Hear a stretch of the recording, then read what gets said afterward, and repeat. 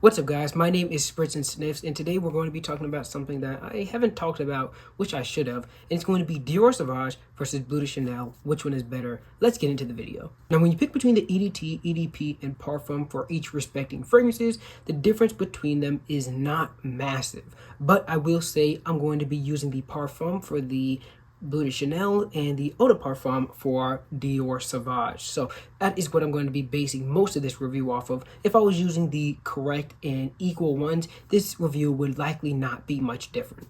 Now, both these fragrances fall into the category of blue fragrance, with Dior Sauvage having citrus, pepper, and in this one's case, vanilla as well, and then Bleu de Chanel being a citrus fragrance as well, usually grapefruit, but in this case having lemon, then having nutmeg and sandalwood. That is the primary aspects of these fragrances. So you have citrus and woody primarily, and then citrus and spiced or pepper specifically in the Dior Sauvage case. Dior Sauvage also has a strong amount of ambroxan in it, which is not necessarily a bad thing, but it can be a little synthetic. And now whenever a fragrance has ambroxan and you can pick up on it, they'll say it has a Dior Sauvage kind of vibe, mainly because Dior Sauvage was the first fragrance to use so much of it. The citrus and sandalwood combination of the Bleu de Chanel fragrances definitely make them come off smoother and just more calm. And you also feel like a gentleman when you're wearing this fragrance. But when you wear the Dior Sauvage fragrance, you oftentimes get reminded of people's ex, which is a bad thing. Both these fragrances are very popular fragrances, but Dior Sauvage is the only one that is associated with a bad thing. So for that reason, I'm going to have to give the smell category to Bleu de Chanel. And even if you disagree and you think that Dior Sauvage smells better, Bleu de Chanel is the only one that's not associated with a bad thing. But this next category, there's no way you can possibly disagree with, and that's going to be the performance. Dior Sauvage's performance outclasses Bleu de Chanel in every corresponding concentration. So the EDT better than the EDT, and so forth. Specifically, the EDT of Dior Sauvage is the strongest out of the bunch, and the only Bleu de Chanel fragrance that has even close to the performance of the Dior Sauvage fragrances is the EDP. Other than that, these fragrances are not anywhere close in terms of performance. So this is not a topic I have to dwell on much. It's just going to go straight to Dior Sauvage. Lasts longer and is significantly stronger. The sillage is better as well. The Parfum of Bleu de Chanel lasts pretty long, but it just does not have the corresponding projection. Next, we're going to talk about the price, and this is where Dior Sauvage also takes a lead, also being cheaper in each corresponding concentration. There's not a single concentration of Dior Sauvage that corresponds with the concentration of Bleu de Chanel, where it is more expensive. So if you're looking for the more affordable option, Dior Sauvage is the choice for you anyway. So another point to Dior Sauvage. This puts Dior Sauvage at 2 versus 1. Now moving on to the uniqueness of these fragrances, which this is where Dior Sauvage starts to slack.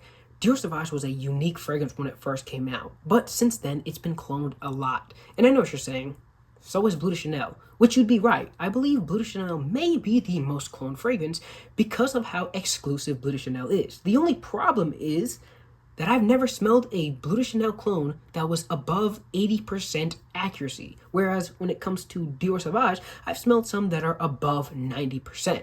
Now that may be a controversial take, but in my opinion, Bleu de Chanel has always been the more unique fragrance, even when you go back to when they were first released.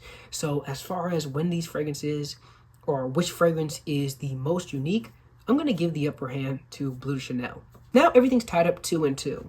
The problem is we have to break it up, and we're going to use a category that is going to be the hardest thing to rate things off of, which is compliment factor or reactions from other people. Dior Sauvage again sweeps the board in both bad and good comments, actually.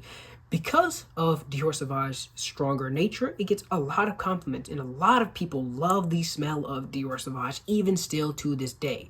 The problem is, like I mentioned before, a lot of people say it smells like people's ex. And even if they meant that as a compliment, no guy thinks that's a compliment. Whereas with Bleu de Chanel, the amount of comments that you'll even get is just significantly lower due to its weakness of the fragrance. Now, when I've gotten compliments on Bleu de Chanel has been significantly better because I've never had anything bad ever said on it. But when it comes to just the sheer volume that you'll get from wearing Dior Sauvage, that is why I have to give the rating to Dior Sauvage, putting Dior Sauvage up 3 and 2. So the winner of this comparison is Dior Sauvage, winning in the price, performance, and the better reactions. This is the closest that any comparison has ever gotten for me, because I really do like both of these fragrances, but I'd pick Bleu de Chanel probably first. I bought Bleu de Chanel first before I ever bought Dior Sauvage. It's just definitely a hard video to make, and I'm genuinely curious about everybody's opinions in the comments down below. So leave your comments down below. If you agree, if you disagree, berate me, say whatever you want, guys. I'm genuinely curious on what you guys' opinion. Let me have it. But that's all I have for you guys. If you want to watch the individual reviews of these fragrances, I'll leave them up here as well. That's all I have for you guys. I'll see you in the next one.